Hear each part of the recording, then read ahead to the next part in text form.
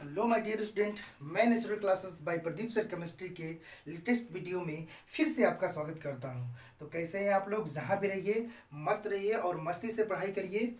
और class 10th और 12th के बच्चों के लिए मैं यही कहूँगा कि एग्ज़ाम बेटा नज़दीक आ गया है और आप जो है कि अनसॉल्व पेपर और जो आपके स्कूल में नोट्स और कोचिंगों में नोट्स पढ़ाए गए हैं उस पर फोकस करें ताकि रिजल्ट आपके क्या हो, अच्छे बने। और सबसे पहले आपकी हैंड राइटिंग क्या होनी चाहिए, अच्छी होनी चाहिए। ठीक है, तो आइए स्टार्ट करते हैं आज की टॉपिक। और आज की टॉपिक बहुत ही इंपॉर्टेंट है क्योंकि इसके पिछले वाले वीडियो में बेटा मैंने फंक्शनल ग्रुप के बारे में बताया था कि फंक्शनल ग्रुप किसे कहते हैं, माने क्रियात्मक समूह किसे कहते हैं। ठीक है, आज हम क्या पढ़ेंगे, क्रियात्मक समूह के आधार पर कार्बनिक यौगिक का वर्गीकरण। ठीक है, मतलब जैसे जैसे हमारी कार्बनिक यौगिक आगे बढ़ी बेटा वैसे वैसे क्या हो गए, इनमें चेंजेस होते गए।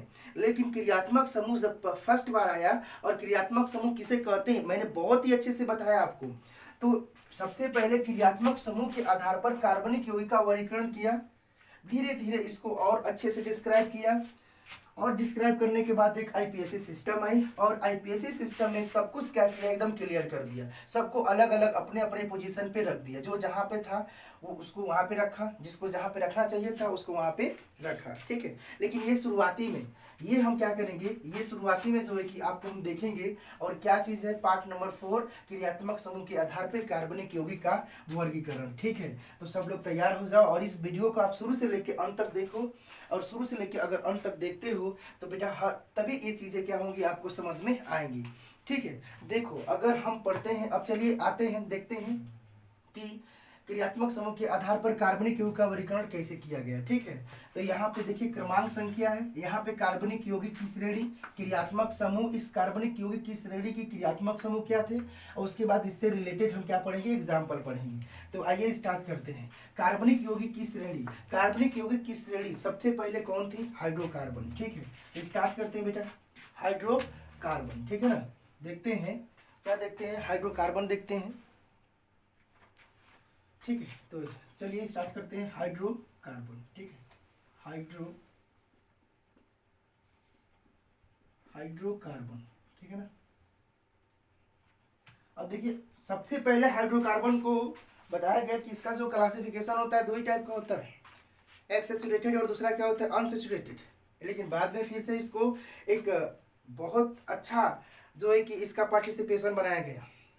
ठीक है, जब बेंजीन को इसके साथ जोड़ा गया तब उस समय जो है कि एलिफेटिक और एरोमेटिक बताया गया। ये मैं बताऊंगा जब मैं आईपीएससी सिस्टम पढ़ाऊंगा बेटा, वेट करो वेट करो और इस वीडियो को अच्छे से देखो। ठीक है, मैं आपको आईपीएससी सिस्टम बताऊंगा और उसमें पढ़ाऊंगा तो उसमें सब कुछ मैं बताऊंगा। ठीक है, तो सबसे पहले इसको हाइड्रोकार्बन को मतलब दो भागों में वर्गीकृत किया था, सेचुरेटेड और अनसेचुरेटेड। ठीक है, देखते हैं मतलब सेचुरेटेड फर्स्ट में देखते हैं बेटा, फर्स्ट में क्या था, फर्स्ट में था हमारा सेचुरेटेड मतलब संतृप्त। क्या बोलते हैं बेटा, संतृप्त। क्या था ये, संतृप्त। अच्छा संतृप्त किसे कहते हैं, तो संतृप्त आप बताओगे कि संतृप्त एल्केन को कहते हैं। किसे कहते हैं, संतृप्त एल्केन को कहते हैं। अरे हाँ कि ना, बोलो संतृप्त किसे कहते हैं बेटा, एल्केन को कहते हैं ना, एल्केन। ठीक है, अगर हाँ सेकेंड देखते हैं, सेकेंड। ठीक है, सेकेंड देखते हैं, सेकेंड हमारा क्या हो जाएगा, सेकेंड हो जाएगा असंतृप्त। क्या हो जाएगा बेटा, असंतृप्त हो जाएगा। और असंतृप्त में क्या आएगा बेटा, देखो एल्कीन आएगा। ठीक है, और हमारा क्या आ जाएगा, एल्कीन।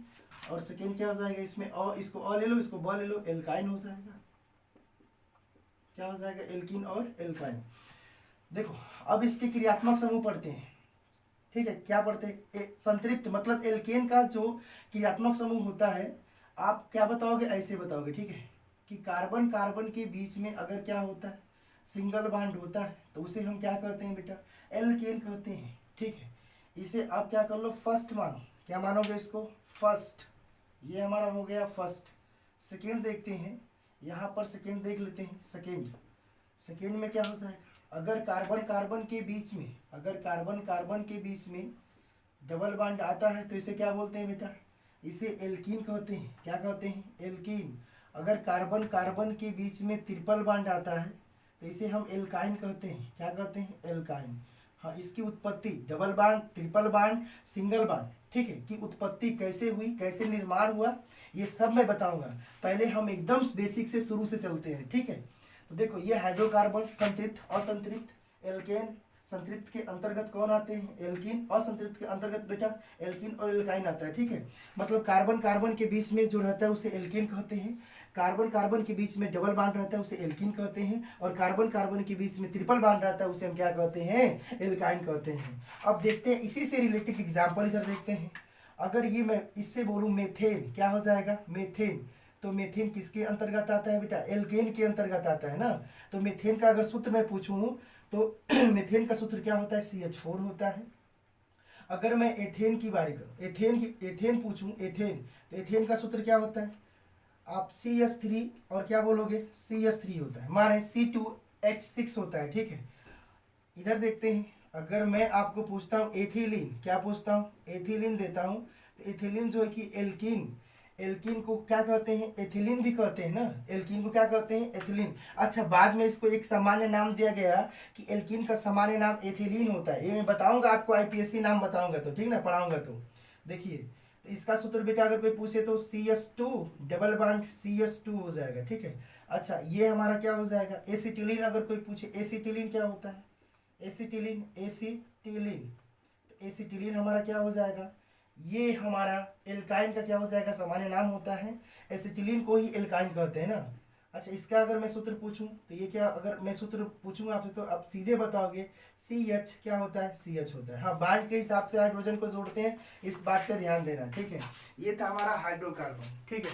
अब हम नेक्स्ट देखते हैं, नेक्स्ट हमारा क्या था ना, नेक्स्ट हम देखेंगे, नेक्स्ट हमारा है एल्किल, क्या बोलते हैं, एल्किल, एल्किल हैलाइड, एल्किल क्या बोलेंगे, हैलाइड, हैलाइड, ठीक है।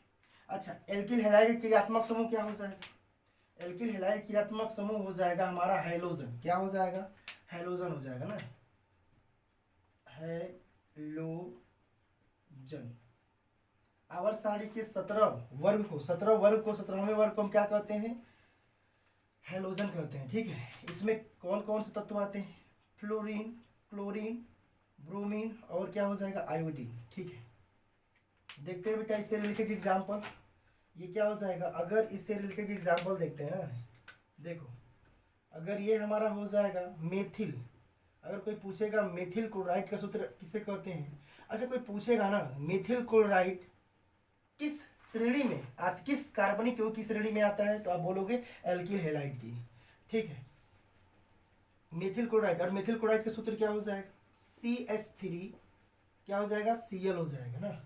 अगर मैं पूछूं ethyl, ethyl, ethyl bromide, ethyl bromide, ethyl bromide, ये भी इसका सूत्र क्या हो जाएगा बेटा, इसका सूत्र आपका क्या हो जाएगा, इसका सूत्र हो जाएगा CH3 क्या हो जाएगा, Br हो जाएगा, ठीक है ना। अगर मैं पूछूं एथिल ब्रोमाइड हो गया, अगर मैं पूछूं एथिल, एथिल आयोडाइड, आयोडाइड, तब क्या बताओगे, सीधे बताओगे CH3 क्या हो जाएगा, I हो जाएगा, ठीक है ना।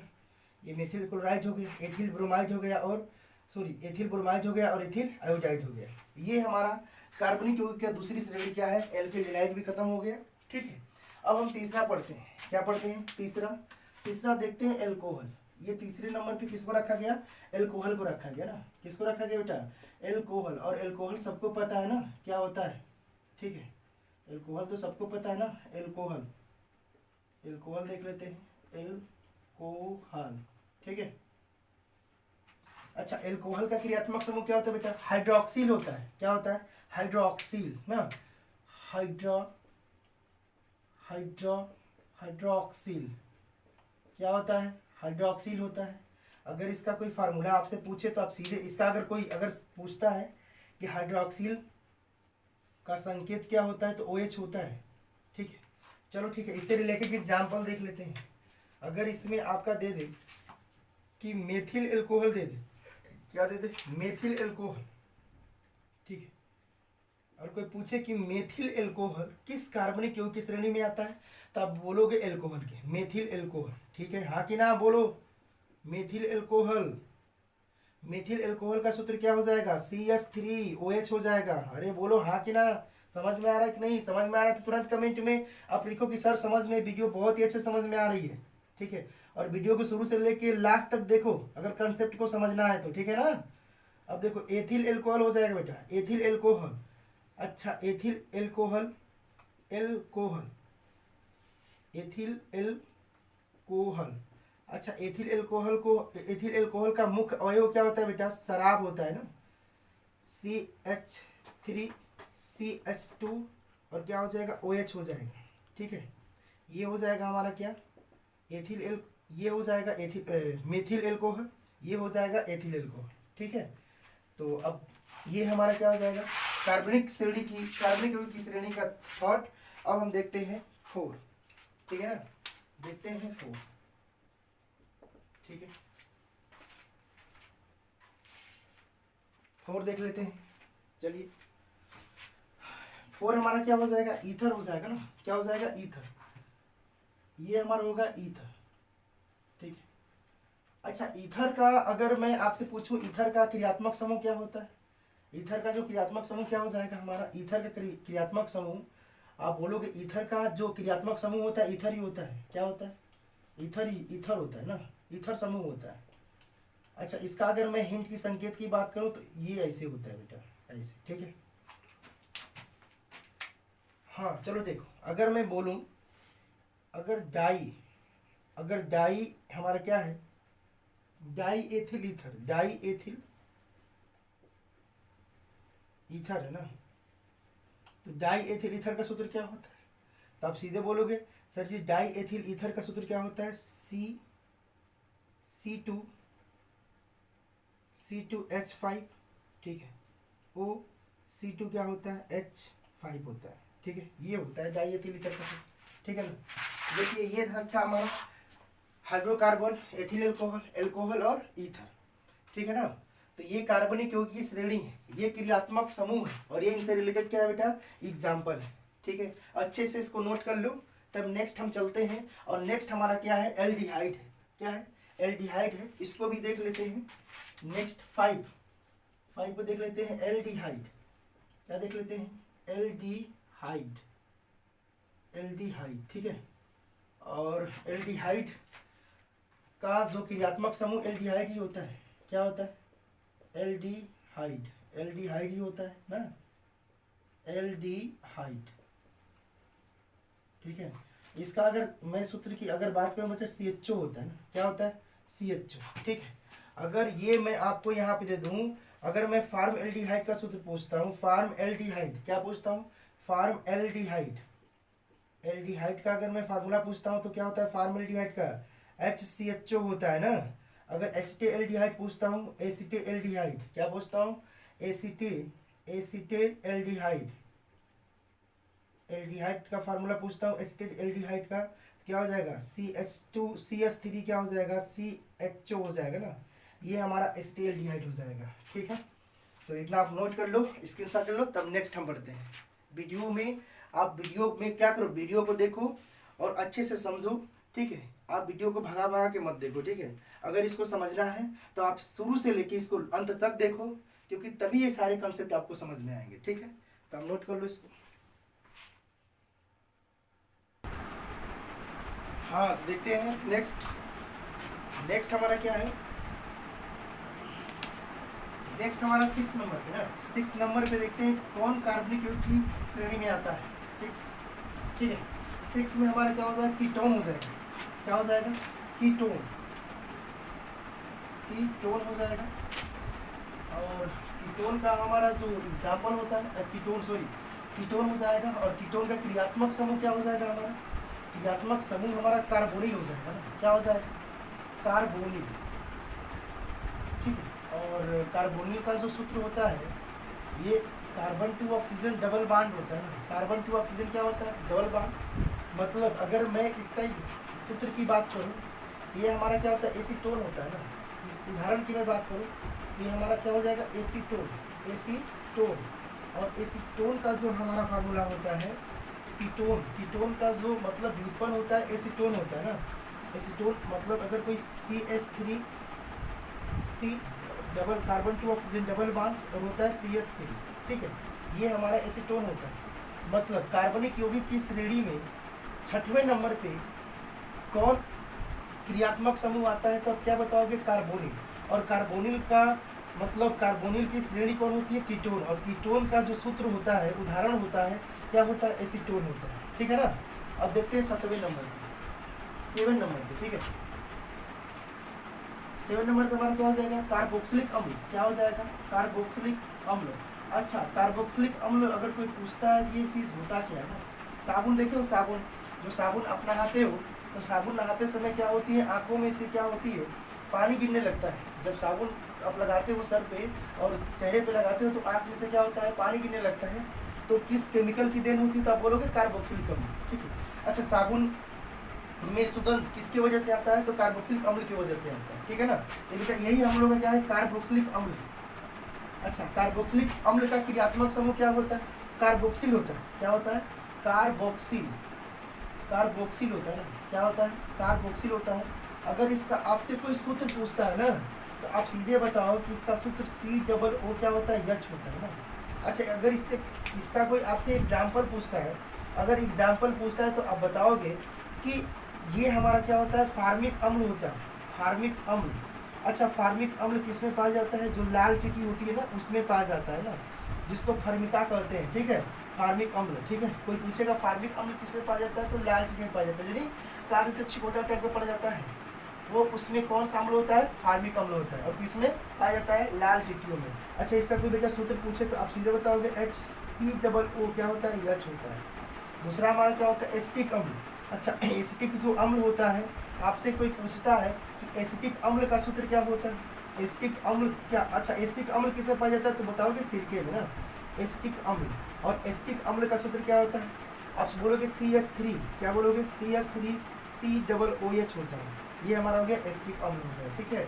अच्छा, देखते हैं 8वें नंबर पे किस श्रेणी को रखा गया है, तो एस्टर।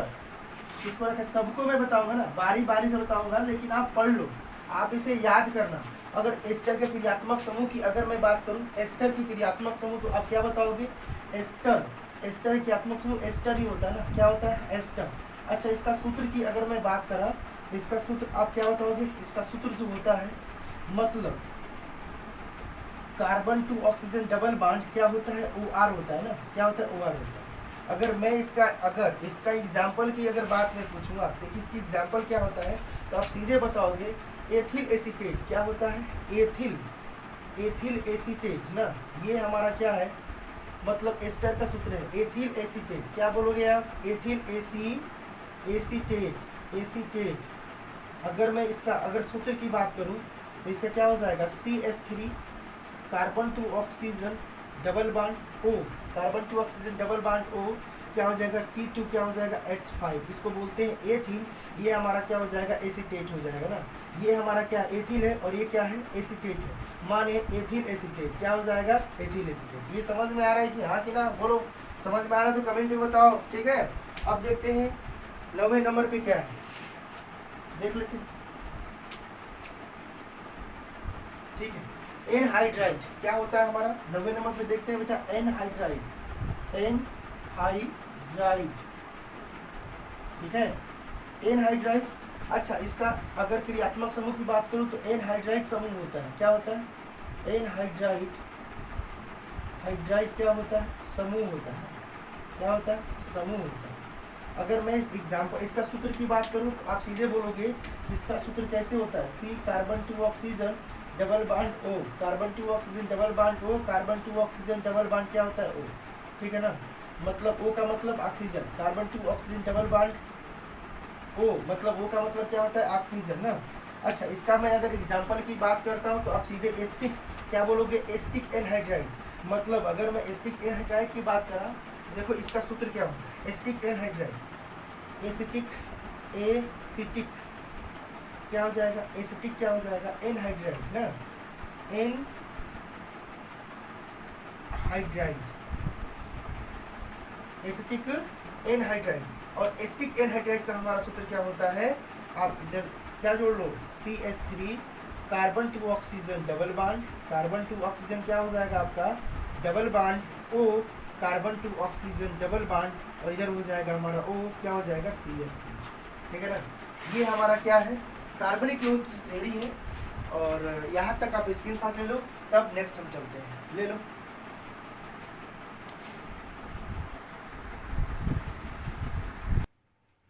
हाँ चलिए ठीक है, नेक्स्ट देखते हैं 10 नंबर पे। ठीक है, 10 नंबर हमारा क्या है देखते हैं।